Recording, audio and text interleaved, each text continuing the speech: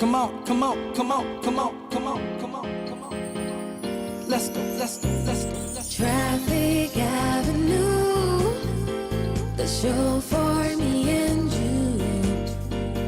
Mondays to Fridays, ooh, the Traffic Avenue. Traffic Avenue, the show for me and you. Mondays to Fridays, ooh, the Traffic Avenue. Oh, flex. Buckle up and join the best. Let's see, relieve your stress. So yes, let the music soothe your soul and keep it going just to refresh. Buckle and enjoy the ride from 2 to the half of the 5. Mondays to Fridays happening live. Where we gon' have a ball, you can text your guys. Let me tell you what you really gotta do. You can count on us, we come through. We got everything you need, that's true. Are you ready for the Traffic Avenue? Let me tell you what you really gotta do. You can count on us, we come through. We got everything you need, that's true. An applause for the Traffic Avenue. Traffic Avenue, the show for me and you. Detailed news, unparalleled coverage. City News on 97.3 FM. Eyewitness News. Be there as it happens. City News.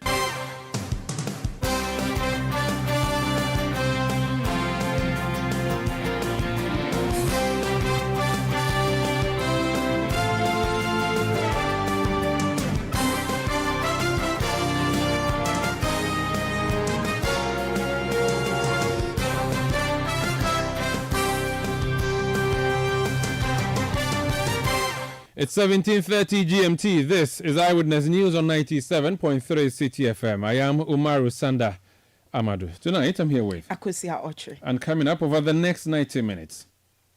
The question, Mr. Speaker, has to be seen in the context that this over 2 months ago, a question as an urgent question. ECG is not undertaking load shedding as at the time the question was asked. Minister for Energy, Dr. Matthew Opoku Prempeh, also known as NAPO, gives a response to the question, the burning question, as to whether or not the Electricity Company of Ghana is shedding load.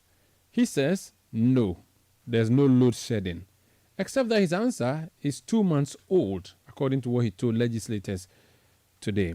We'll be hearing more on what he's been telling Parliament. Also, coming up, we'll take you to the Supreme Court, where it has dismissed the suit that was brought before it, intending or seeking to declare as unconstitutional a guideline from the Food and Drugs Authority which prohibits celebrities from advertising for alcoholic brands. And later on Eyewitness News. Rock City is building over 3,000 rooms today there. What are you talking about? We are not paying taxes. This is a company that is paying VAT and paying taxes almost about 100,000, equivalent to $100,000 almost every month. What are you talking about? They don't pay taxes. Owner of Rock City Hotel, Brian Champon there. His company is the one seeking to buy 4 hotels belonging to SNIT. He's daring the Northern Member of Parliament, Samuel Kujeto Ablakwa, who led the demonstration yesterday, and also made some claims against the hotel. He says, prove your claims. Stay with 97.3 Citi FM for more on this and many other stories on Eyewitness News. And in business, Producer price inflation rate for May 2024 increases to 23.6%. That's in 15 minutes from the City Business Desk. Eyewitness News is live across Ghana on a number of affiliate stations, including in the Northeast region on Nobia 98.1 FM in Nalirugu, in Upper East on Quality 88.7 FM in Garu, in Northern region on Radio Gaki 88.3 FM in Saboba. In the Volta region, we are live on Heritage 107.3 FM in Hohwe, Freedom 88.1 FM in Sogakopa. In the Ashanti region, we are on Adrimpa 99.9 FM in Nkawie. We are in the Bono region on Greener 95.9 FM in Sunyani. In the Western region, we are on Adrimpa 100.7 FM in Takwa, Beach 105.5 FM in Takrady, and Sky Power 93.5 FM in Takrady as well. We are also live on our Facebook page, that's Citi FM's Facebook page. We are on YouTube. Look for Citi FM there. We are also interactive. Send us your messages 0549 986 996. 0549 986 996. Alternatively, go on Twitter, now known as X, and drop your messages there using the hashtag Citi Newsroom. Tweet at Umaru Sanda or at Citi973. Let's start off from the House of Parliament and talk about the power sector now, shall we? The Minister for Energy has been speaking. Akozia. The Minister of Energy, Dr. Matthew Opoku-Prempeh, has reiterated that the recent power outages experienced in parts of the country were not as a result of load shedding by the Electricity Company of Ghana. Now, for months, most parts of the country have witnessed intermittent power outages, with businesses and households bearing the brunt. Answering questions on the floor of Parliament, Dr. Matthew Opoku-Prempeh highlighted some reasons for the erratic power supply. I rise to ask the Minister for Energy if the Electricity Company of Ghana, ECG, have been load shedding power in the last couple of weeks, hence the power outage experienced by many consumers across the country. If the answer is no, why the power outage then? Thank you very much. Yeah, respectfully, let me invite the Minister. Thank you, Mr. Speaker. Mr. Speaker, I've been scheduled to answer this question, urgent question, 3 times on this floor, and 3 times I've been here, and 3 times the questioner had not been available, or Parliament had not been able to allow me to answer the question. So the question, Mr. Speaker, has to be seen in the context that it is over 2 months ago, a question as an urgent question. Mr. Speaker, I'll proceed to answer as the utility did advise. We are pleased to provide the following response to the urgent question. No, ECG is not undertaking load shedding as at the time the question was asked. Mr. Speaker, consumers were experiencing outages due to a number of factors. That included localized outages due to overload on lines and transformers. Mr. Speaker, there are certain areas in this country that all of a sudden the number of people resident or the businesses that have accumulated, especially I can give an example of parts of East Lagos, which was a purely residential area, now has become one of the major business districts, increasing power consumption, thereby hampering the existing lines there. So the transformers and the lines have to be updated. Outages to upgrade the capacity of overloaded lines and transformers.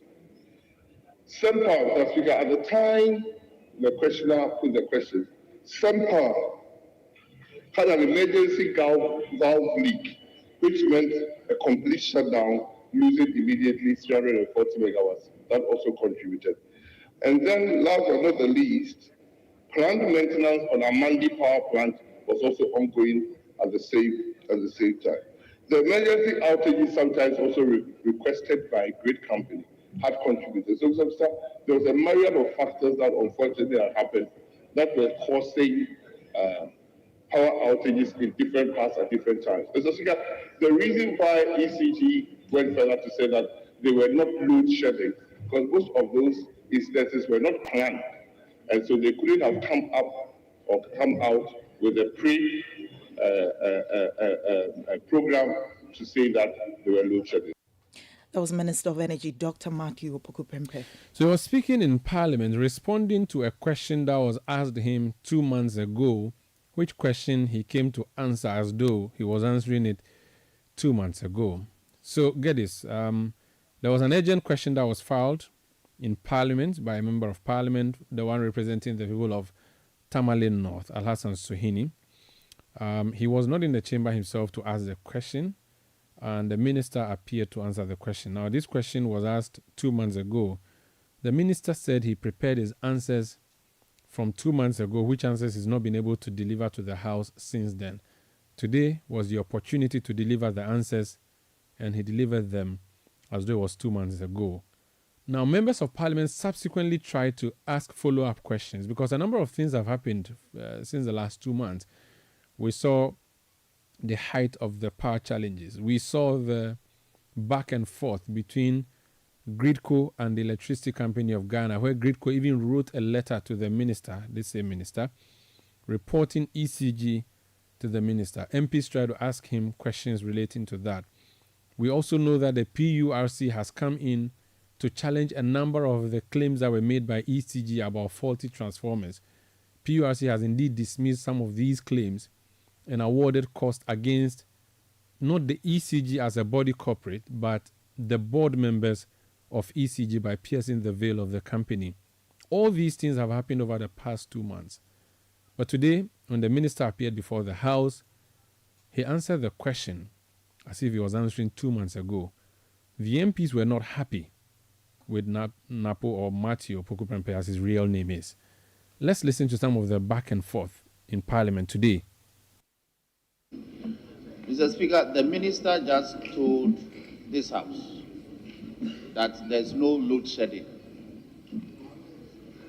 So let me find out from him if he's aware that the company in question, the ECG, put out an official letter indicating that there will be some load shedding for a couple of weeks. They put out an official letter, if he's aware. I'm in your hands. This question was not asked. I prefaced by saying it was in March 13, and those incidences were not. But I also admit that what you are saying might merit an explanation. But Mr. Speaker, for the awareness of doubt, that was not an explanation at that time. Thank you. I didn't hear what the running mate said. Oh, sorry, what the minister for energy said. He said that his answer related to the time of the question in March. But I don't think the question has been affected by a flushing of time. So I want him to speak to the now situation. He is aware that ECG has issued a letter indicating some load shedding. I want him to speak to that. The people want to know so that they can put their affairs in order in responding to the apparent imminent load shedding that is forthcoming. Mr. Speaker, so I want the minister to respond to that. Fine, I will allow him to answer. Speaker, I take a cue. I'll rephrase. Can I take over? I'll rephrase. Can I take over? The minister assured this House and the nation that there will be no load shedding, not even localized ones, going forward, at least up to the end of the year. Can he assure this House? Mr. Speaker, like I said, I'm under your care. The questioner is seriously attempting to drag me to issues that are not around the question that I'll be asked. And I should have to even want to offer an answer. Mr. Speaker, for the House, I want to put on record that if this question is put and the Speaker admits, I'll make myself readily available to come and answer your question. Thank you. Let me... No, well, I'll come to you. The owner of the question, you are now here. I will give you opportunity. Yes. Speaker, let me commend the minister to start off, that he gave a preamble to the question, that the question was filed long ago, and yet he gave a preamble and then went ahead to answer the question. I'm quite curious.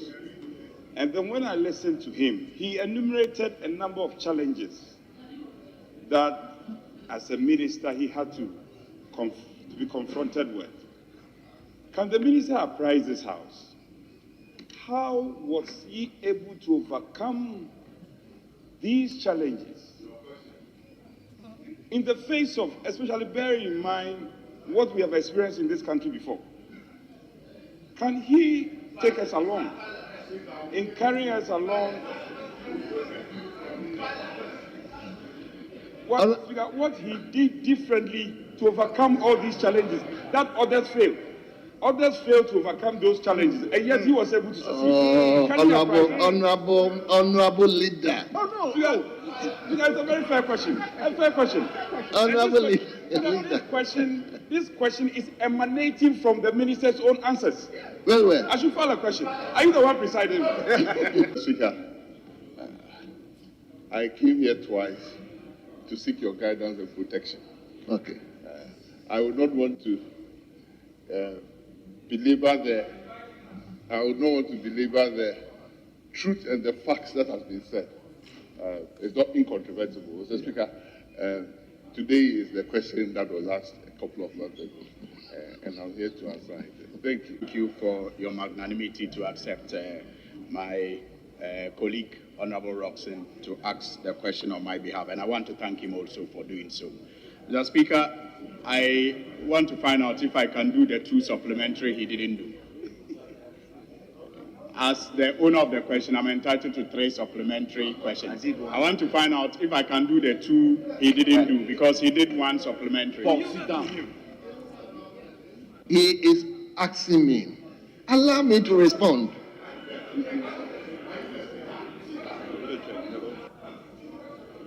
Honorable Suhini, I'll give you two opportunities. Application granted. That is my decision. I'll give you 2. May you live long. May your reign be sweet as always. Thank you very much, Mr. Speaker. Mr. Speaker, I want to find out from the minister if he is aware that the same explanations that he offered in his answer today were offered the PURC by the ECG. And the PURC, based on the data that was provided, came to the conclusion that out of about 4,141 outages within that period, only about 33.6% of those outages were attributable to the reasons that he gave, for which reason the ECG board was fined 5.8 million Ghana cedis. And can he explain how that sits well with the answer provided that there was no load shedding, even though the PURC, based on the data that they assessed, which was submitted by the ECG, came to the conclusion that those power outages could not have been as a result of the transformation movements and all the other reasons that he gave. Unfortunately, the questioner was a bit late, and so he may not have apprised himself of the answers that I had given. Mr. Speaker, I'm very, very, very clear in my mind that the question that is being sought an answer for now is totally different from the question that was asked at that time. And if it comes in a better format, I would provide the answer and a full explanation.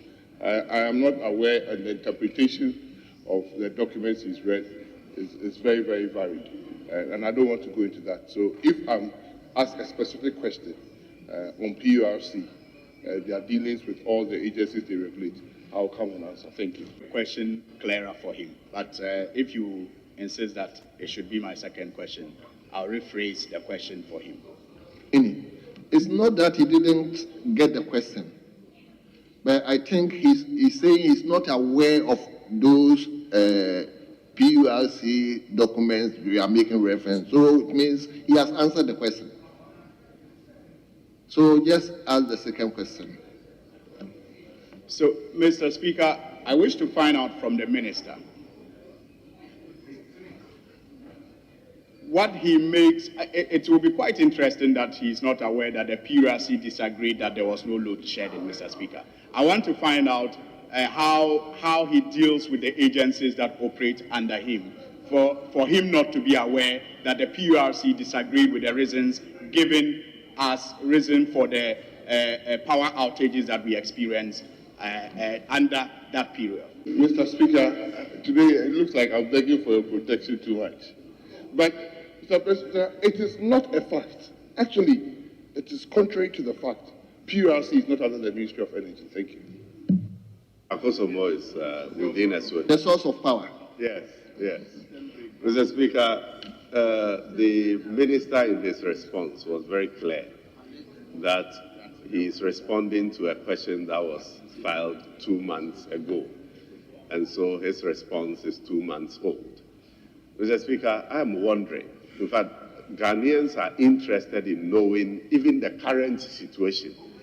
So what is there load shedding today? Because, Mr. Speaker, if a question is filed 2 months ago, and it's today that you are providing the answers, if there are new information, I think it is only right that you add it to whatever answers that you prepared 2 months ago. So as of today, is there load shedding? That's the president. The president. Because the fact that we asked the question 2 months ago and we are providing answers to us today, what prevents you from telling us the current situation? So, Honorable, what is your question? My question is that, is there load shedding? He's not aware. Speaker, it is very clear that the previous questioner asked and sought to portray that the minister is not aware of agencies under his office. Yes, you see, he's repeating. Mr. Speaker, in federals to that, I want to put on record again that as an honorable member of the House, you must be aware that PURC is not an agency under the Ministry of Energy. That is what I want to say. Mr. Speaker, I've also said, and that is the problem, Mr. Speaker, I've been in this House 3 times to answer the question, urgent question. I take my parliamentary matters seriously. I've been here 3 times, and all the 3 times I came, the questioner was absent. Mr. Speaker, my answer is as simple. In the context of when the question was asked, ECG gave a rendition, and that is what I'm saying. And Mr. Speaker, the House standing orders allows me to be called as many times as your Speaker would allow. I say the question that you are asking today is not in line with the question I was asked to come here. If you are asking that, come formally, and I'll come and answer. You can come now, and the Speaker can invite me, and I'll come. So that's the Honourable Minister for Energy and MP for Mensah South, Dr. Matthew Opoku Prempeh, answering questions today in relation to questions that were asked actually March, so it's 3 months ago. A number of MPs raised follow-up questions, but he stuck to his guns. One of them is a Bongo Member of Parliament who was once at the Ministry of Energy, Edward Bauer. He's joined us on the line. Honourable, you're welcome to Eyewitness News. Thank you very much. So we just played a bit of what happened in the chamber. Were you eventually able to get the answers you were seeking from the minister? Because it appeared you were going in circles. Thank you very much. I think that Omar we never got the answer. He was determined to come and ensure that let me put it this way. He simply decided that he was not going to be transparent to Ghanaians. And so whatever we did, stuck to his position of not wanting to tell us what the truth is. Because the agent question was basically asked to whether there was some load shedding. And this was an agent question that was actually written, sent to him in March, at the time, at the heat of the crisis. And the issue was that he was supposed to come and respond as to whether we had some challenges. First and foremost, with agent questions, there are periods that you are supposed to come and answer the question. The period had actually elapsed. I believe that they wanted a time that they will come, and when they are speaking, they speak as if there was no problem. That being said, he needed to just be candid with Ghanaians. What he specifically indicated was that there was never any Druzo in Ghana, and that what they experienced was just some challenges, individual, localized challenges. So people ask follow-up questions, and that's how the angle of PURC came. As to the fact that PURC had itself indicated to ECG that was supposed to be the distributor that, look, you were curtailing power to consumers. Are you able to give us reasons? And even with that, did you meet the various criteria in terms of the laws that govern how power is curtailed from consumers?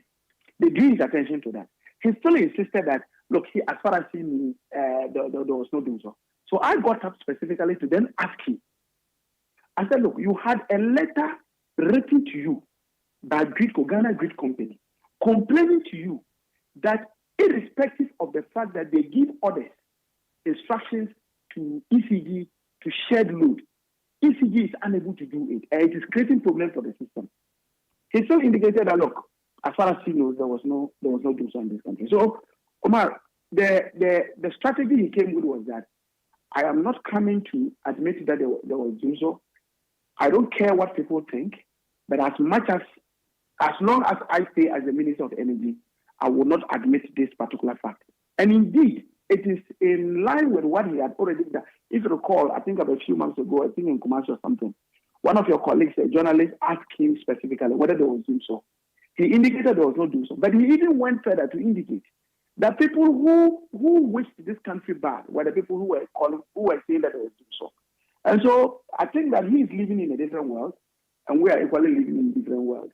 And it is just part of the opaque nature of this government. And so what the Minister for Energy is doing is just a macrocosm of a bigger picture. Should you not be the ones to take the blame? And when I say you, I mean Parliament. Because if the question was asked as way back as March, you should have made yourselves available for him to give you the answers. He said he came to the House on 3 occasions. The House was not ready for him. And the answers he had at the time in his file are the answers he presented to you today. But see, first, and again, that is part of the problem that we have, particularly under the leadership of Afenyo Martin. You see, the business committee schedules all these meetings. And now the business committee, and usually Afenyo Martin is the one who handles it because he is the head. And that's why every Friday he gives the report of the business committee for the ensuing week. There is always a deliberate attempt to ensure that questions that they know that in their estimation, rather than looking at it from the level of transparency and accountability to Ghanaians, in their estimation will embarrass them. Even though the standing order gives specific times when urgent questions should be asked. And in fact, that is the very reason why, for urgent questions, the minister does not have to bring his response to Parliament for them to type it into the order paper. With urgent questions, all you need to do is to be present to answer the question.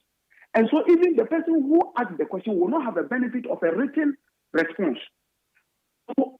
And it's because of how short the time is for you as an individual. So the minister indicated very clearly that he had come 3 times, and that on the strength of that, this was the only opportunity he had. You didn't have a written response. And therefore, if you were even responding based on exactly what you were supposed to be doing, you were supposed to be saying, you would have still been giving us up-to-date information. The question was asked in March. As at March, this country was going through severe load shedding.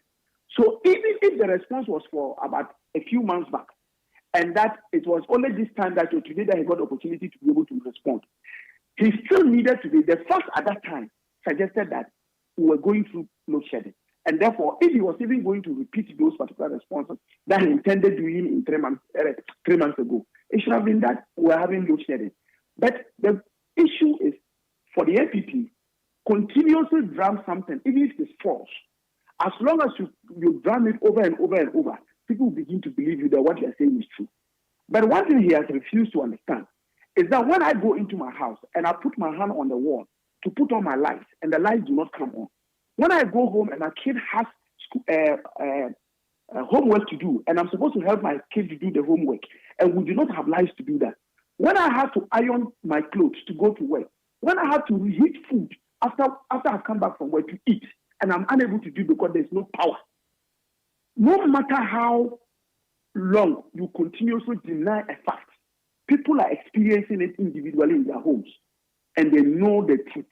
And it's not what you see, but what people, because the only reason why we're asking him this was not to come and tell us that whether they really are doing so or not, but to also tell us the causes of it and how the state was making an effort to be able to resolve it.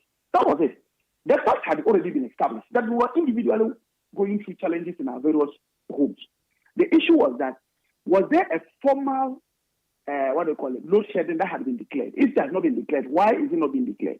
What is the cause of the problem? And how is government putting things in place to ensure that it is resolved? This is accountability. This is accountability.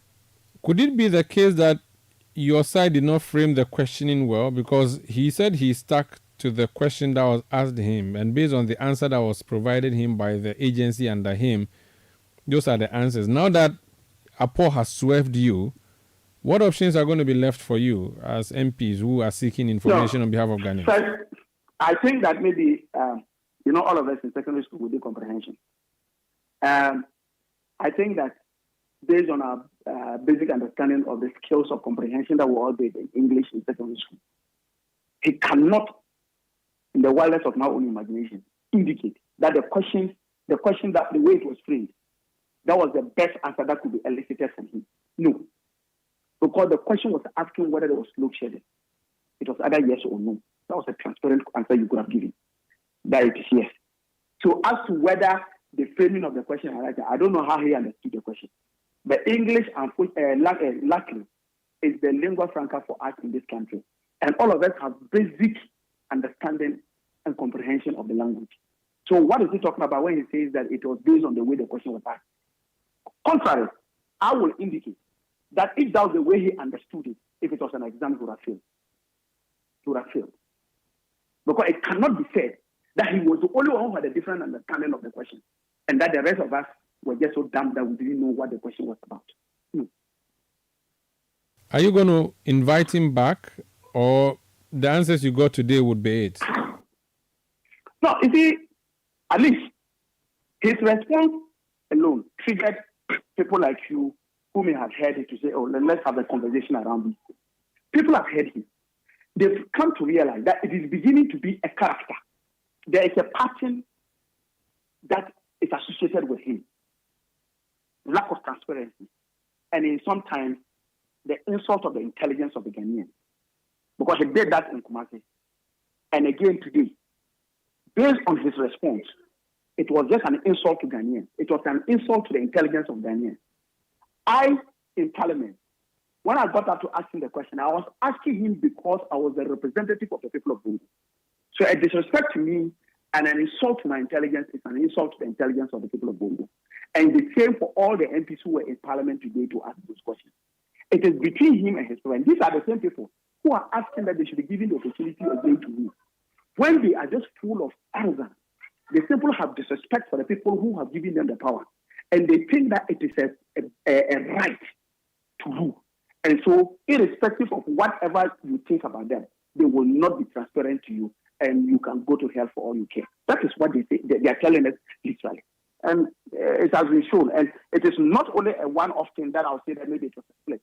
There's a continuous pattern, and particularly from that minister, that for 2 times now, in his interaction with Ghanaians about the power situation in this country, not only was he not transparent to us, but he went further to insult the intelligence of the people who put him in office. Thank you for speaking to us. That's Honorable Edward Bauer. He's the NDC Member of Parliament for Bongo in the Upper East Region. This is Eyewitness News on 97.3 Citi FM. Eyewitness News. Be there as it happens. Do you have a game-changing and innovative business idea or project that can impact the society? This is your moment. Total Energies presents the 4th edition of the Startup of the Year Challenge. This year, we are looking for 3 winners. The Best Entrepreneur, also called the InnovUp winner. The Best Project or Innovative Business Idea that exemplifies the principle of recycling and minimizing waste, also called the Cycle Up winner. And the Best Project that promotes or relates to sustainable and affordable energies, also called the Power Up winner. And that's not all. 4 additional projects in the Power Up category will be selected by an international jury. Don't wait any longer. Apply at www.startupper.totalenergies.com for a chance to win financial support, professional mentorship, and a spotlight for your project. Terms and conditions apply.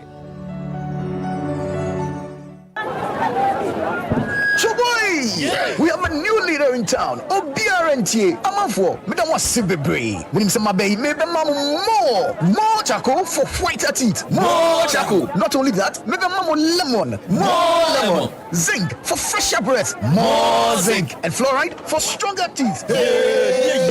Introducing the new President Charcoal Pack with more power with a combination of charcoal and lemon for naturally whiter teeth. Grab yours now. This advert is FDA approved. Are you a contractor, builder, or a proud homeowner with an eye for quality and security? Well, look no further than Yale. Yale is the trusted name in security for over 180 years. When it comes to securing your home or business, trust Yale. We make security simple, and we're right here in the heart of Accra, Ghana. Visit our stunning showroom on 11th Lane Street in Osu, Accra, and discover a world of premium Yale products, including door hardware, handles, and door locks that will elevate the security and style of your space. Whether you're building from scratch or renovating, Yale has the perfect solution for you. Our products are known for their durability, innovation, and most importantly, your peace of mind. Visit us today and experience the Yale difference. Your security, our priority. Yale, locking in your peace of mind.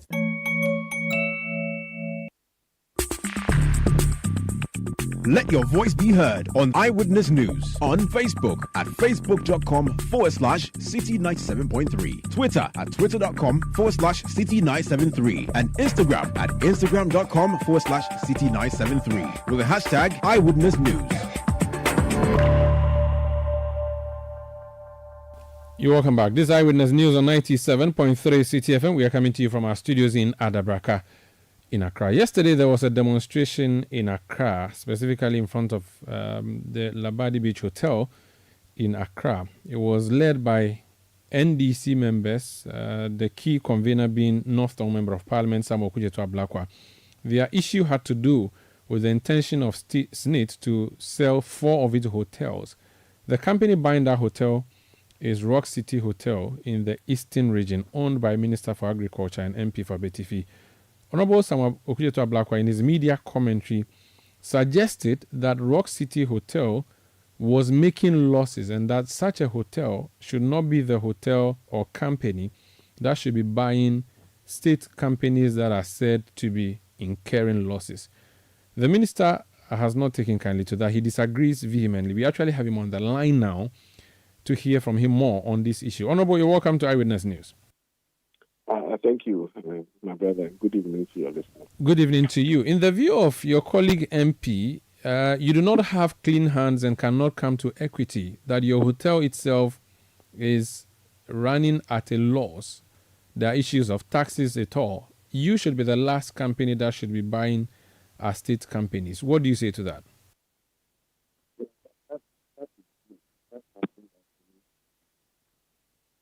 Sorry, Honorable, I cannot hear you.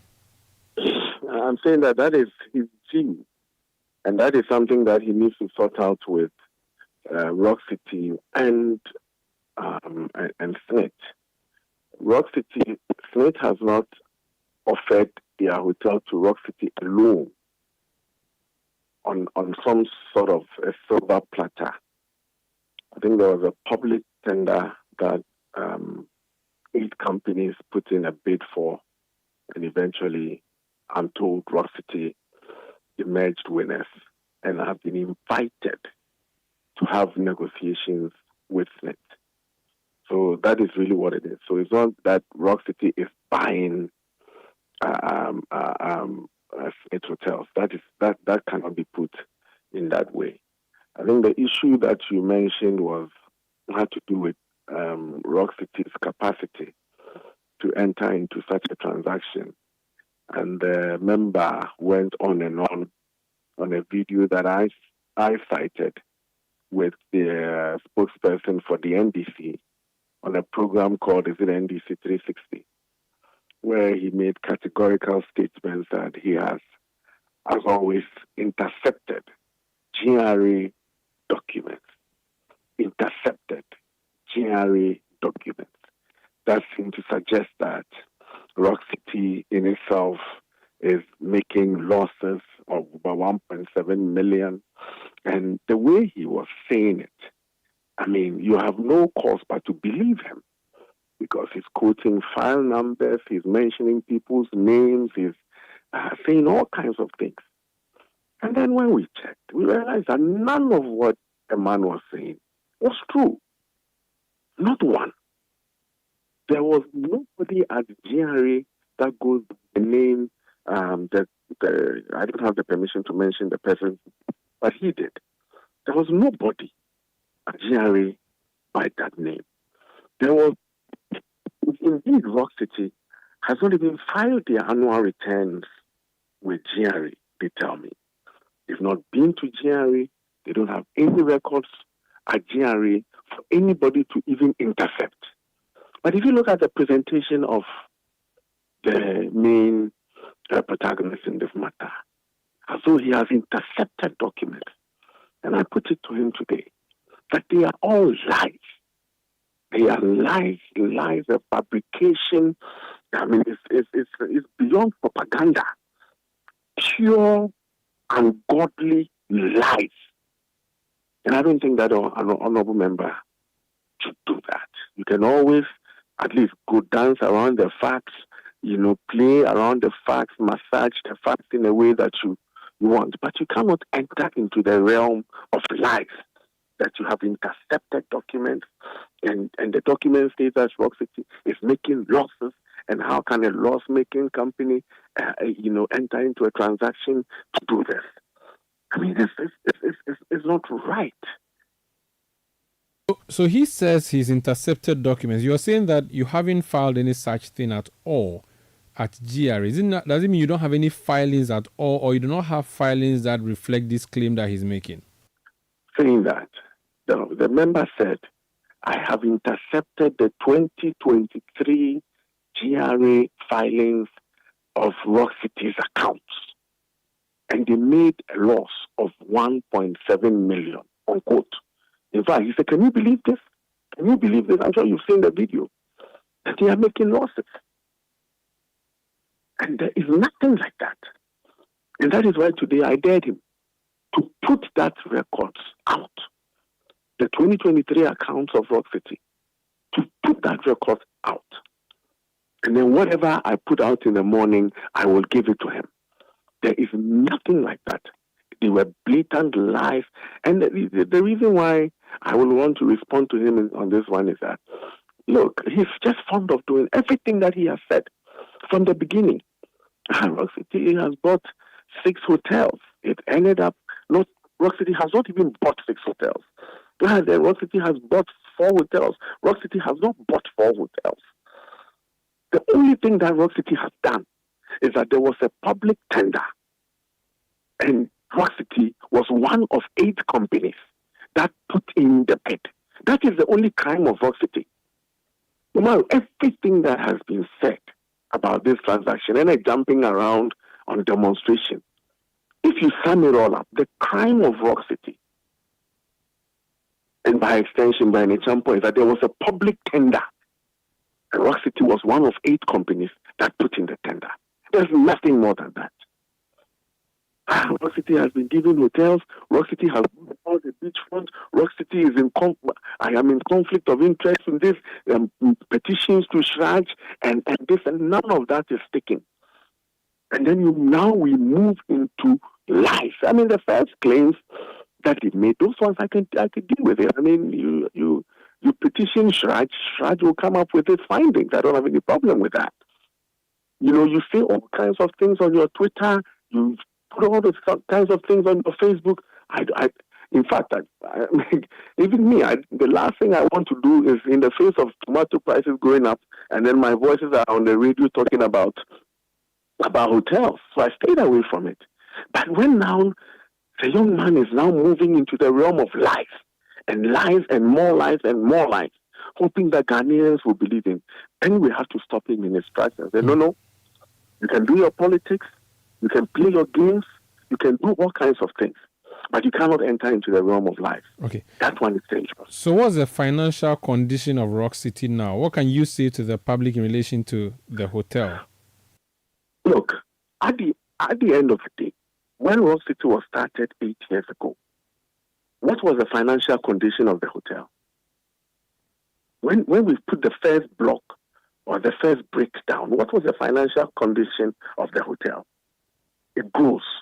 It grows on the back of the investors. It grows on the back of the stakeholders and whatever we can leverage on to grow. It is never about. I mean, Rock City. Look at the documents that they presented to Smith. They have more than the capacity to enter into the transaction, more than the capacity to do so, much more than the capacity. I mean, this is a company that currently has 1,000 rooms here in Ko, 1,000 rooms, and they are in 2-3 years they will add another 2,000 rooms. It's the biggest hotel in Africa. What are you talking about? But does that translate into profits, though? You can have rooms, but if they are not occupied and you're not doing business. You see, immediately you enter that realm. What is profit? The big company, in fact, sometimes it is to your advantage to continue to declare losses so that your businesses can grow. Profit doesn't mean anything. So have you been declaring losses? No, that's not what I'm saying. But I'm only educating you that profit doesn't mean anything. Revenue in itself doesn't mean anything. It has something to do with the size of a company. If you make big companies in the world, Amazon, check their taxes. So it's quite. It is only the uninitiated, somebody who has not done business before, that will look at bottom line business and say that a company is big. I mean, companies grow, yet don't make profit. It is not about profit. That's understandable. So in 2023... Pause. Go ahead. Pause. If the backers, the sponsors of Rock City decide that they will put their money behind Rock City to acquire other interests, what does it mean? Don't even go into that realm. You'll probably expose yourself as somebody who has not done business before.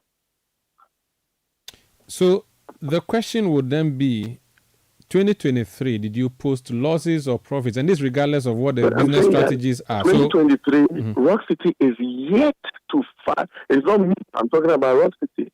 In 2023, they are even yet to file the annual returns. The deadline is June ending. And they will file before, I'm told that they will file before the June deadline. So the question of somebody having intercepted, their auditors are Deloitte and Touch. And as we speak now, I'm told that they are still auditing their accounts at Rock City, and they will file it. Okay. So the question of somebody having intercepted GRA documents, I have GRA documents, this is the file number, and the company is making losses, a categorical statement of 1.7 million. And how can this company go and buy another company? It's not true. It's a lie, a blatant lie. Very well. And the young man is fond of lying with a facial expression that if you are uninitiated, you are likely to believe him. I was going to ask you to use parliamentary language by avoiding lying, but I think you said it so many times, I just have to let it be. My next question would be, Rock City is a legal company or a legal person owned by you, the natural person. The issue of the conflict of interest that has arisen is that the company that your company is seeking to buy belongs to the state. The head of belongs to the state belongs to a company owned by the an state, organization called SNET, owned by the state or set up by the state. So ultimately, it's owned by the state. The head of the state is your boss. You sit in cabinet with him to discuss matters of economic progress. Some of which you are entering into. Forgive me, unless I'm being you accuse me of using parliamentary language. It's a rather unfortunate narrative that you are jumping on. You didn't even let me land, so I'm not sure the narrative. But I've heard these things so many times. So simple. I've heard it so hold on. Rock City as a company. Immediately I became a politician. MPP came to power. What is Rock City? In fact, you know that Parliament, they go to Rock City for conferences. So what can Rock City do and not do? So you tell me, what can Rock City do and not do? They can't do business with Parliament because I am a member of Parliament. The company cannot grow. The company cannot enter into any transaction with any government organization. No government organizations can go have conferences there because if you trace it, it will come to, they will pay from the consolidated fund. And because I'm a government official and I own Rock City and therefore I cannot be benefiting from, I mean, that would be a bit lazy, wouldn't you think? There are almost 1,000 people that are working in the organization, direct and indirect. How are they supposed to function? They are Ghanaians. So that argument shouldn't have been coming from a platform like Citi FM.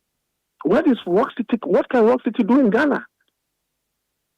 So I become a member of Parliament, I become a minister, and therefore I close our businesses down? Is that what you are suggesting? If there's an auction of anything, public tender, this is not something that was even sole sourced. It's a public tender. Public tender. And Rock City puts in a bid. And because their owner, their shareholder, happens to be a politician, that business cannot grow. I mean, if it was sole sourced, or, I mean, an underhand dealing somewhere, even my conscience wouldn't allow me to do that. Because I sit in Parliament goes to Rock City. Ask them if it's me, I lobby, I don't even talk about it. The last time you heard the Speaker of Parliament said that the quality and price of Rock City is too expensive. So if Parliament will go, ask the Speaker if I came to tell him that they should go to Rock City. I don't care. They do their thing. If you want to go to Rock City, you go. If you don't want to go, it's not my business. Not in that sense of the word. But I don't care. So what can Rock City do and Rock City not do? See, the issue of the conflict of interest is not because you're a politician, but because you're a cabinet minister. And what has that got to do with anything? You become a cabinet minister, and so what? So this matter is not a matter, a conversation that is discussed. Senate takes its decision at its board. Wherever they decide that they go and put their money, they do their investment, it's a decision that are made at the board of Senate. And they put out a public tender in 2022. Now, in 2022, I wasn't, even though they started the process in 2018, the tender that they put out was in 2022. In 2022, I was not a minister. The tender was put in 2022, February. I was not a minister. I became a minister April 2023. April 4th is when I was sworn in. So what has cabinet minister got to do with anything? I become cabinet minister and therefore I should close down the businesses. Parallels have been... I'm not a hypocrite. I'm not going to become a cabinet minister and therefore transfer the company's names of my sister, my friend, or do a blind trust and pretend as though I don't own these things. I own them publicly. It belongs to me. I'm the shareholder. But I make sure that I stay away. I'm not a manager. I don't occupy any office for profit. I know those lines and I walk them. But I'm not a hypocrite. It would be against my conscience that I become a minister. Oh, well, now let me put the companies in the name of Umaru, and then all of a sudden, officially, they don't belong to me. That is criminal. I will not behave like that. Minister, I will not behave like that. Minister, parallels have been drawn between this deal and when Ibrahim Mahama, brother to then President Mahama, was given a concession under the Exton Cubic. Many said it was a conflict of interest situation, especially persons from within your party. Did you say was given or was a public tender? No, he got a contract. I don't remember the circumstances. No, please, so but he was given a contract. You see what you are obfuscating the issues. No, I'm just saying. You come to say that. I'm just saying somebody was giving. Yes. And then I'm saying but that it wasn't given in the sense of the word given, but I mean a contract was given to him to engage in mining activities. So and his company was also engaging in dredging and all of these things. Interrogate the processes and then make a conclusion and then ask a question. You have to interrogate the processes. I will feel very bad if I just went to see the Director General and say, Director General, sell these hotels to me. I won't do it. I will never do that. What do I need it for? And I have not done that. This is a tender. If I was even when Rock City applied for, I didn't know about it. All right. Before you go, a message has come through from Apia J in Koforidua.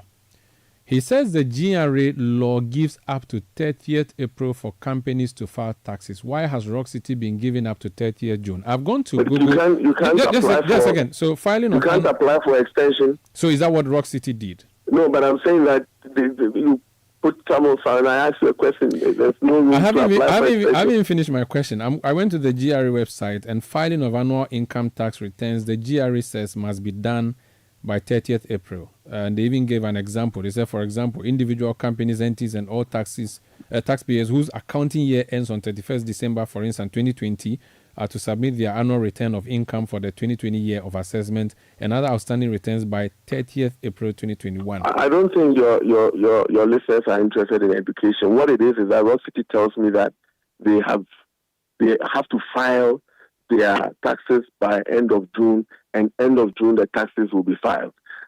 This education, I don't think that we need that this time. Very well. Thank you so much for speaking to us. You are very kind.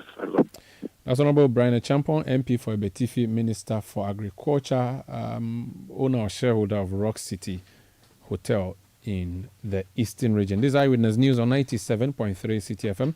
We are coming to you from our studios in Adabraka in Accra. We'll be returning with more. Please stay with us. Eyewitness News. Be there as it happens.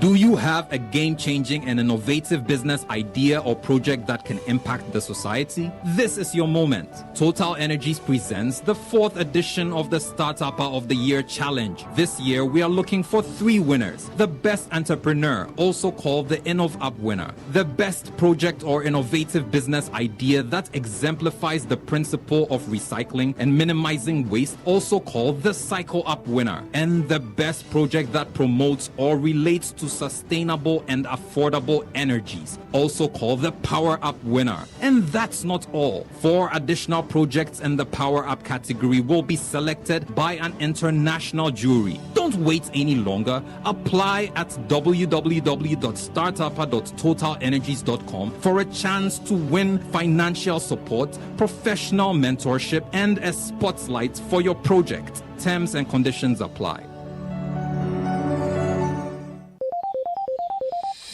Walambo! Hey, Walambo! Hey, I asked him to buy me original politics. Hey, please don't make mistake. Talk to Papa. Open the back man. And you politics no girl. You Papa. Papa, can ruffle. The politics is original. The first and the best. What is? Ukota also for dear acrobat using it. Politics, yes. One of the best decisions you can possibly make at the start of your day is to tune in to the Citi Breakfast Show. Insightful, intriguing, intelligent, and informative. The Citi Breakfast Show offers an attractive alternative to the noisy mishmash of morning radio. Tune in to the Citi Breakfast Show for passionate discussions on issues that matter, and enjoy interviews where duty bearers and decision makers have their feet held to the fire. The Citi Breakfast Show airs from 6:30 a.m. to 10 a.m. every Monday to Friday, only on 97.3 Citi FM. Eyewitness News. Be there as it happens. Get the details. Every significant financial transaction, every market movement, and all the policies that affect your business. Citi Business News. Be informed. It's time for Citi Business News on Eyewitness News. My name is Akusia Otre. Let's settle for the details. Now, latest data from the Ghana Statistical Service indicates that the producer price inflation rate for May 2024 has increased to 23.6%, higher than 16.8% recorded in April 2024. Well, this represents a 6.8 percentage point increase in producer inflation relative to the rate recorded in April 2024. Or the month-on-month change in the rate between April 2024 and May 2024 was 3.0%. Well, the producer price index measures the average change over time in the selling prices of goods and services as received by domestic producers. Per the data, the producer price inflation in the industry sector, excluding the construction sector, increased to 29.2% in May this year from 20.2% in April 2024. The rate in the construction sector increased to 54.7% in May this year. In the services sector, the rate increased from 9.4% in April 2024 to 11.4% in May this year. Also, the construction, mining and quarrying, accommodation and food services activities, and also electricity and gas recorded inflation rates above the national average of 25.3%. Away from data from the Ghana Statistical Service, let's go to the BCM Ghana Limited, where over 80 former employees of the company are urging immediate investigation into what they describe as unjust terminations of contract. Well, they are appealing to the Ministry of Lands and Natural Resources and other relevant state bodies to intervene and seek justice for affected workers, aiming to rectify perceived victimization within the mining sector. Speaking at a press conference to highlight their grievances, a former human resource manager at BCM Ghana Limited, Mr. Simon Tebobri, emphasized allegations of misconduct and unlawful terminations involving Mr. Paul List, CEO of BCM Ghana, an Australian mining contractor. Various unlawful terminations mentioned above have mostly happened after my exit from the company in February 2024. The terminations are planned to weed off old staff perceived to be loyal to Mrs. Angela List. Certainly, these terminations cannot be considered as downsizing, as they do not follow the known rules of downsizing, which include last come, first to go, as well as cost cutting. This because their replacements are receiving double or more the salary of the terminated staff. That was former human resource manager at BCM Ghana Limited, Mr. Simon Tebobri. Well, meanwhile, BCM Ghana Limited has firmly denied these allegations of unfair treatment and victimization of former employees, deeming these claims as baseless and aimed at damaging the company's reputation. In a press statement dated June 19, 2024, the company highlighted that its contract at Takwa is set to end in December 2024, alongside a deadline in production volumes and revenues necessitating a downsizing of operations. Away from that, the World Bank has downgraded the performance of Ghana's audit service from C to a D, citing deficiencies in its independence compared to international standards and practice. Well, this is sourced from the findings of a World Bank report. Here's more. The World Bank conducted an assessment of Ghana's Supreme Audit Institution to evaluate its independence. According to the World Bank, Ghana scored 6.5 from 2023 to 2024, indicating a D grade for moderate independence. This marks a decline from Ghana's 2021 score of 8.0 to 8.5, which was rated as a C. The assessment highlighted several indicators where the Ghana Audit Service met expectations but noted areas needing improvement. To enhance independence, the World Bank recommended establishing clear standard operating procedures for following up on audit recommendations and providing necessary training, equipment, and databases for internal audit units. Stakeholder dialogues were also advised to foster collaboration among internal audit agencies, audit committees, spending officers, and the Public Accounts Committee, facilitating effective implementation of procedures. Additionally, The World Bank emphasized the importance of refocusing on all required audit types under Ghanaian law to ensure governance, transparency, and effective use of public resources. The World Bank also suggested that spending officers conduct root cause analysis of audit issues and communicate findings clearly to promote understanding and resolution of identified irregularities. That was a news desk report by Daniel Oduro-Mensah from the World Bank, downgrading the performance of Ghana's audit service from AC to AD. Now, access to capital to support growth of micro, small and medium enterprises may soon become a thing. Follows the launch of new crowdfunding guidelines expected to eliminate the financial barriers faced by these businesses. In an interview with Citi Business News on the sidelines of the launch, Director General of the Securities and Exchange Commission, Reverend Daniel Ogbami-Tete, expressed confidence in economic growth as he anticipates an upscaling of SMEs operations.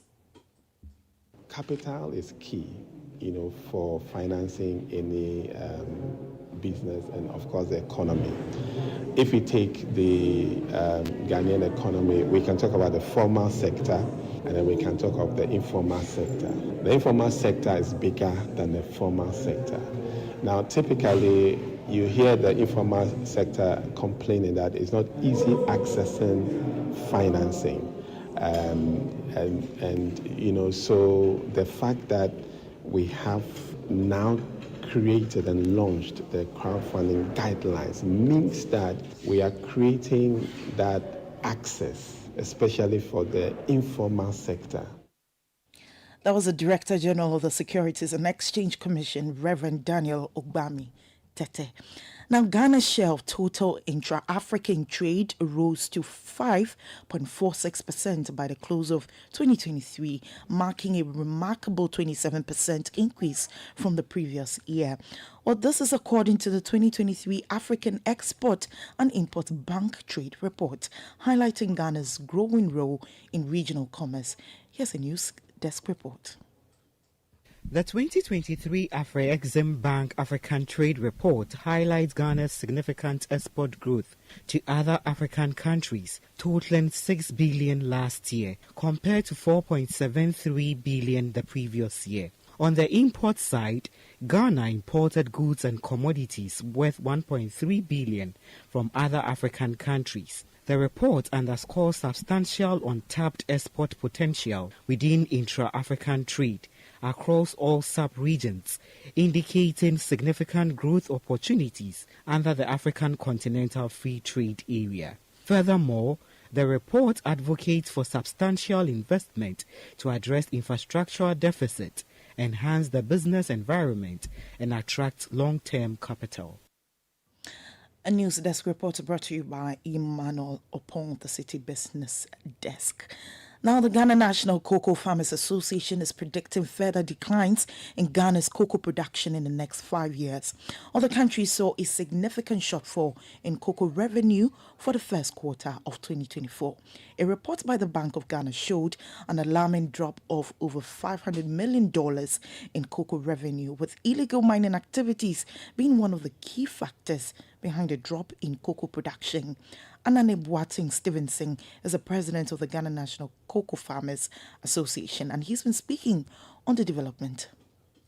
In fact, I'm even afraid that the next 5 years cocoa production in the country will come very low, because the way they are treating farmers is another issue. So the government should put in more effort. Otherwise, the next 5-10 years, cocoa production in the country will seriously decline in production.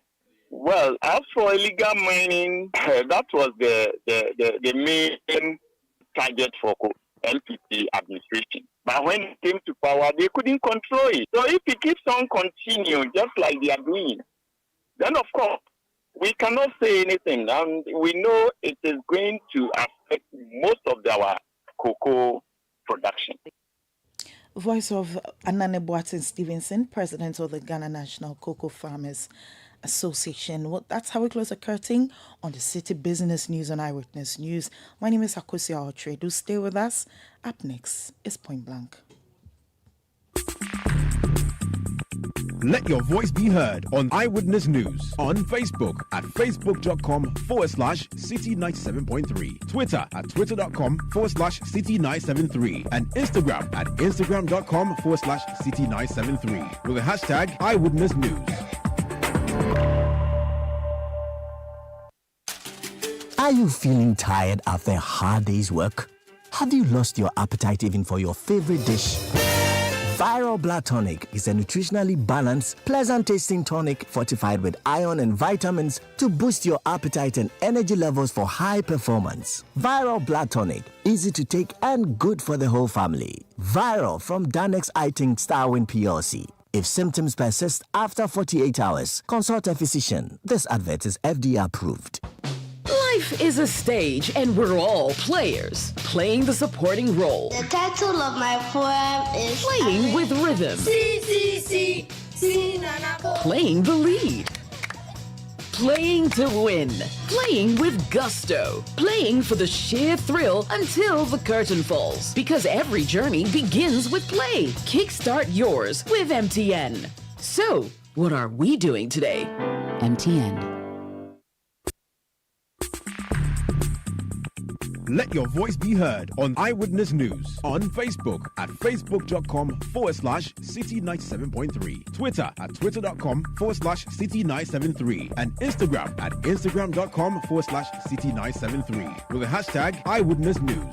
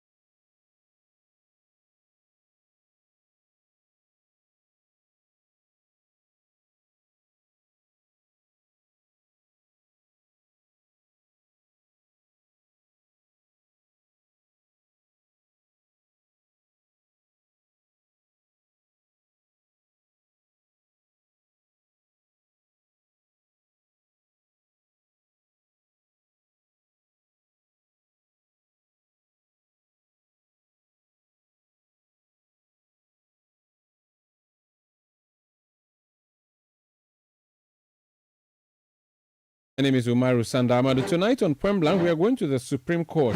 A major decision was taken today by the Supreme Court.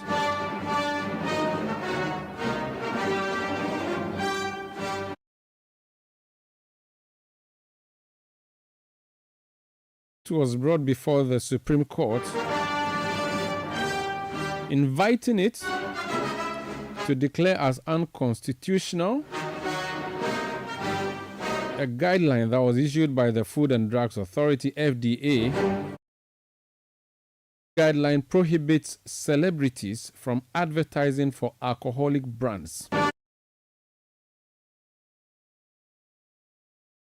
FDA in 2016 instituted the guidelines for the advertisement of foods and beverages, while the authority noted that no well-known personality or professional shall be used in alcoholic beverage advertisements. In the case, Mark Darlington Osai filed a suit at the court, praying the Supreme Court to injunct the FDA by interpreting Articles 17.1 and 17.2 of the 1992 Constitution to mean that the directive is discriminatory. But today, majority 5-2 decision, the court presided over by the Chief Justice herself, Gertrude Tokonu, upheld the constitutionality of the directive.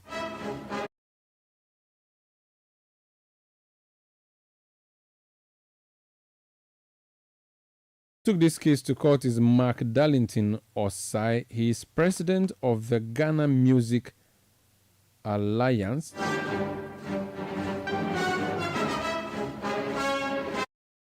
me get that corrected. So the president of the Ghana Music Alliance, Ni Ofoli Yati, is the one who represented Mark Darlington. But we have Mark Darlington Osai himself on the line. He's the man who took this case to court. Sir, you're welcome to Eyewitness News. Thank you very much for inviting me to your platform. First of all, waiting concern you. Are you a celebrity? I'm not a celebrity. I do not take alcohol at all. But I went to court just because of the principle that a selected group of people will be prevented from having the chance to do what everyone else is allowed to do, which isn't actually based on any empirical data. It is sort of an assumption that one person will influence the case. But there are bigger conversations to be had about what actually influences younger people to take alcohol. I can cite a lot of things right now that we should be rather looking at. And I felt instead of that punitive measure, they should have actually brought the celebrities to the table and see how they can work together to, educate the younger people about the ills of alcohol. Not a ban. If they had banned everyone from advertising, I wouldn't have had a problem. We wouldn't have had a problem with that. Although it could be questioned because it doesn't happen anywhere else in the world. Champions League, they play Heineken sponsors. They show it on TV in Ghana during the day, any time of the day. So we've got the PDD syrup, we've got the Bel Air. These things are online. We see all the bars and pubs in residential areas.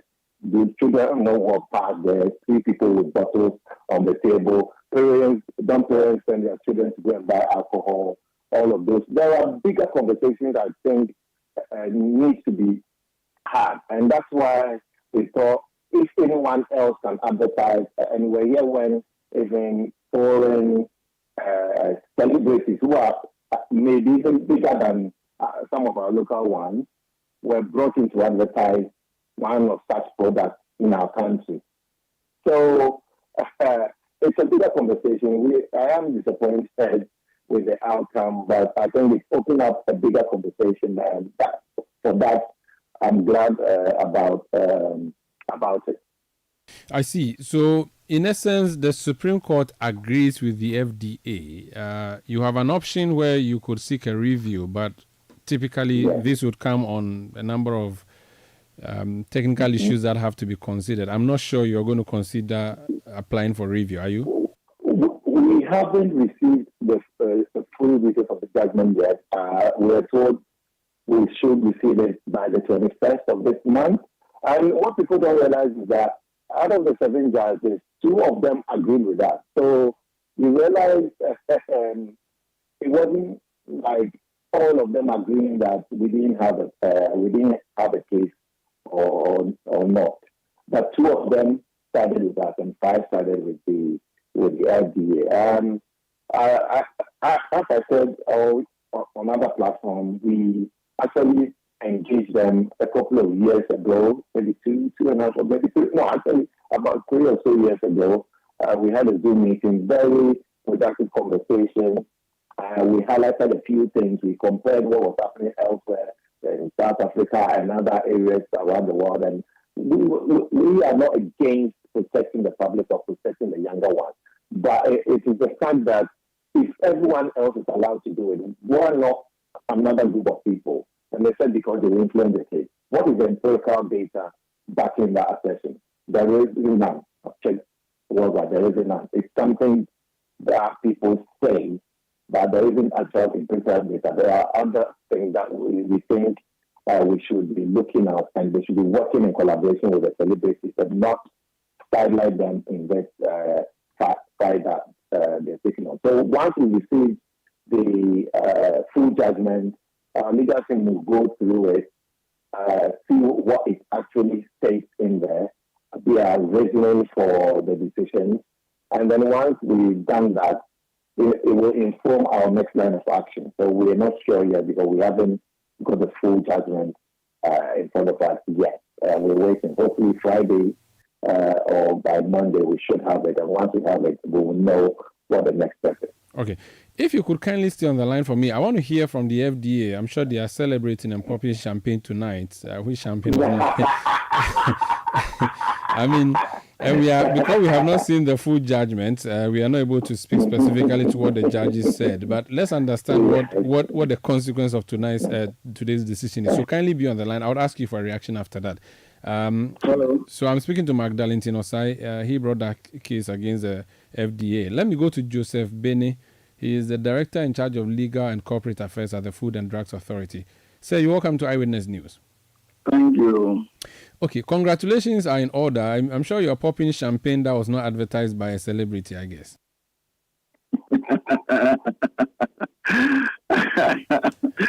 Incidentally, interesting, we are not popping champagne. We think this is a victory for all Ghanaians and a victory for public health and safety. And not much to celebrate, actually. It's just that we are contributing to the health and safety of the people of Ghana, and we are happy the Supreme Court sees eye to eye with us. And of course, we are happy, but not popping champagne. Talk to us about what is your guideline intends. So when you say celebrities, is that the wording of your guideline? Did you use the word celebrity or you use well-known person? What word did you use? And who is covered by that wording? It's well-known personalities. I want to read, if that will serve the purpose. Please go ahead, yes. So what is stated in the guidelines, well-known personality. And it says well-known personality includes any person who arouses sufficient interest in society. This may include historical, political, religious, academic, cultural figures, as well as movie, music, and sports figures. So we didn't talk about celebrities. So it covers a whole lot of people. So it's not just about celebrities. But of course, they find themselves within that space and did the right thing in going to court to seek clarification and confirmation as to whether we are doing is within the context of the Constitution. So this well-known, is there a yardstick for measuring well-known?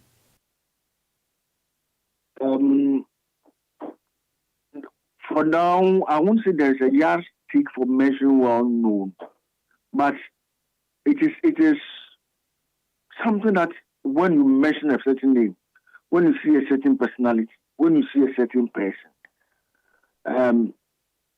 you don't need anybody to describe that person to you. You don't need anybody to give any additional information about that person. I don't want to mention names, but if you mention my name, who knows me? Nobody knows me.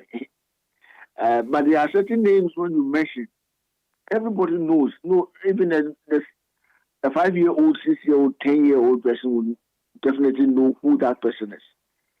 So there will not be what you will call empirical or yardstick or whatever. But in everyday practice, you know who a well-known person is. So the question that the man who brought the action in court is asking is, how do you determine, or actually, let me ask, what's the morale or the spirit of this law guideline? You targeted children. Was that your main intent, or what were you trying to prevent or promote? The general issue is to not to try and control, as it were, the consumption of alcohol. We know the impact of excessive consumption of alcohol on health. So it is the general view or the general direction that we should try and reduce the consumption of alcohol generally, and specifically when it comes to the youth and children. You know, they are attracted to, they have a mind that is still under development. And they are easily attracted to people. They are easily influenced. So when they see such persons, whom, quote unquote, they respect, they adore, doing certain things, they easily fall for it. So, unknown to them, they'll be falling for some of these things. And before long, at that tender age, their health is being destroyed. So, but there's no data to support this claim, is there? Are you sure? Do you have any data? We provided enough information and data, not necessarily from the Ghanaian context, but internationally. WHO has a whole lot of data, and we produce that. And we provided that as part of the defense. You presented that in court. It was part of your case. Yes. There's enough information out there about how well-known personalities are influencing the behavior of the youth. Not just alcohol, but with respect to other such dangerous products. So the evidence is out there. Nobody can deny it. Okay. Nobody. What about the other side of the coin, that there are children who are operating drinking sports? There are children who are sent to buy, the alcohol that you are saying that you do not want them to see being advertised on TV. Why don't you target that instead? And again, the man who brought the case says elsewhere in the world, football stars are advertising alcohol. When football is being played and we are watching the Champions League or the English League, we see Heineken and all those things being advertised. He says you are missing the points. The children are watching TV and they are seeing this anyway. So what's the point of preventing people who are making money from this advertisement from doing so? You are starving them. Let me start from the point where you said children are sent to buy alcohol, children are operating drinking bars. For the information of the public, there's an LI coming. We are working on together with the Ministry of Health and other partners on an LI that is coming. And I spoke about this morning, that even the minimum quantity of alcohol that can be sold is being looked at. So we'll get there. So it is not like nothing is being done in the other areas. Things are being done. So if you say, why are we not doing that? We are doing it. So these are some of the things that together, taking one step at a time, we are dealing with that. When you talk about the fact that other countries are permitting, of course, we have different cultures, we have different communities, we have different jurisdictions, and they have their laws that operate. Let me give you an example. In some other places, you are in the same area with manufacturing or producing a similar product with somebody. You can mention in your advert that product B is not good. It is allowed, but you can't do that in Ghana. So, different jurisdictions and different rules that they are applying.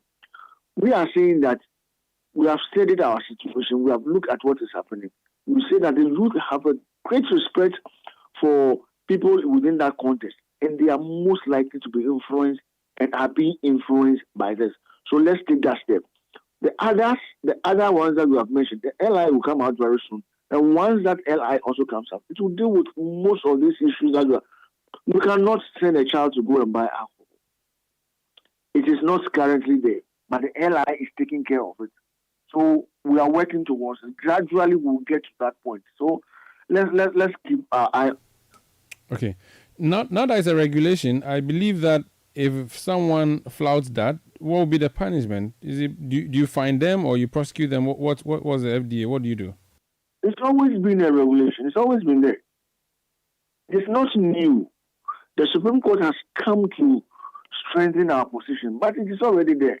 And people who flout it, we've never approved of any advert that has been any alcohol advert that has been endorsed, as it were, by a well-known personality. We have not done that. So if you bring it, we will not approve it. And if you go out of your way to do it, the sanctions are there. We can give you administrative fines. We can prosecute you in court and others. So it is already there. The Supreme Court has strengthened what we have been doing. Very so well. it is already there. It's not new aspects as a new. It is already there. Okay. They took us to court to convince themselves that what we are doing is right. And I think we have that asset now. Very well. Thank you so much for speaking to us, sir. You're most welcome. That's Joseph Bene. He's Director Legal and Corporate Affairs of the FDA. Let me finish with Mark Darlington. Mark, so what's the reaction from the people whom you represented, even though you didn't do that directly? What have been their views? Yeah, I think it's a lot of disappointment because I had wanted to ask Mr. Bene a couple of questions, and I'm glad he says he's working on an airline. So my issue is, if the kids are being influenced, let's assume they are being influenced, and they do not have access to the alcohol, how does that influence them?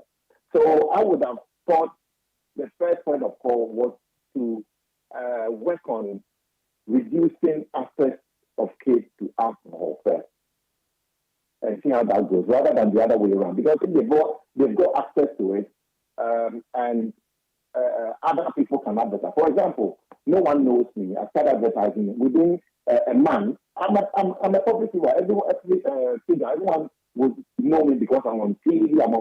I'm everywhere. So what happened? Do they stop the advert? No. It will still run for the full duration of the 1 year. Would they not still influence the people we're trying to protect? Yes, they will. If they are influenced, how do they get access to the alcohol? That is the thing we should be looking at, plugging the holes where they have access to it. Okay. If that had happened, they wouldn't have even have to put in this directive to stop a group of people from advertising. Because everyone else can advertise, apart from those group of people, because they would influence the kids. But then if they haven't got access to the alcohol, how are they going to be influenced in the first place anyway? Then, yes, there's data around about the influence of celebrities on people, but not specifically the alcohol section. So, yes, I agree, but probably it can be argued. Because I've seen some of the data are not directly related to alcohol, but the influence on well-known people in terms of dressing and culture and all of those things. Yes. So we support what they're doing. If they're putting it like brilliant, we support it. We will support them, but I think they still need to relook at this directive and see how best they can work together with the well-known persons to actually project their message to the younger ones they're trying to protect. That's Thank how you. we're speaking. Thank you so much for speaking to us. That's Mark Darlington Osai. He's a man who went to court asking the Supreme Court to set aside a directive or a guideline by the FDA on well-known persons or so-called celebrities advertising alcoholic products. The court has shut down that request and strengthened the position of the FDA. That's how we end tonight's edition of Eyewitness News. We'll be back tomorrow at 17:30 GMT. Thank you. Good night.